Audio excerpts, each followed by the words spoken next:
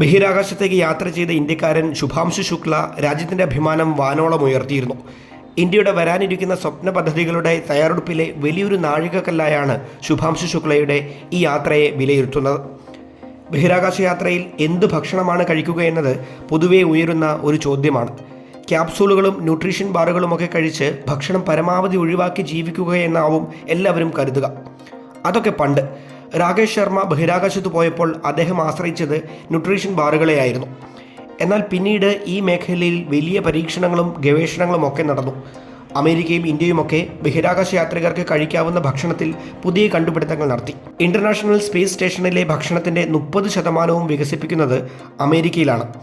കേരളത്തിൽ വേരുകളുള്ള ഡോക്ടർ സുരേഷ് പിള്ളയുടെ നേതൃത്വത്തിലുള്ള ഗവേഷണ ലാബിലാണ് ഭക്ഷണം ഒരുക്കുന്നത്.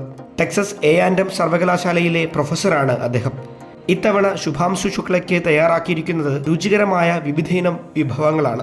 മംഗളൂരുവിലെ ഡിഫൻസ് ഫുഡ് റിസർച്ച് ലാബിലാണ് ഭക്ഷണം തയ്യാറാക്കിയിരിക്കുന്നത്. മാങ്ങ കൊണ്ടുള്ള മധുരമുള്ള പാനീയമാണ് ഒരു വിഭവം. സിപ്പർ ഉപയോഗിച്ച് കുടിക്കാവുന്ന തരത്തിലാണ് ഇത് ഒരുക്കിയിരിക്കുന്നത്. ക്യാരറ്റ് ഹൽവയാണ് മറ്റൊരു വിഭവം. നമ്മൾ പരിപ്പ് കറി എന്ന് വിളിക്കുന്ന മൂങ് ദാൽ കൊണ്ടുള്ള രുചികരമായ മറ്റൊരു വിഭവമുണ്ട്. പുലാവും ഈ മെനുവിലുണ്ടെന്ന് അറിയുന്നു. വിഭവങ്ങൾ അനവധിയാണെങ്കിലും ഇവ കഴിക്കുക അത്ര എളുപ്പമല്ല. ബഹിരാകാശത്തെ ഗ്രാവിറ്റി അടക്കം വെല്ലുവിളിയാണ്. എന്നാലും ഈ രംഗത്ത് ഇന്ത്യ അടക്കം കൈവരിച്ച നേട്ടങ്ങൾ അത്ഭുതാവഹമാണ്. വരാനിരിക്കുന്ന വമ്പൻ ദൗത്യങ്ങൾക്ക് ഇത് ഗുണകരമാവും.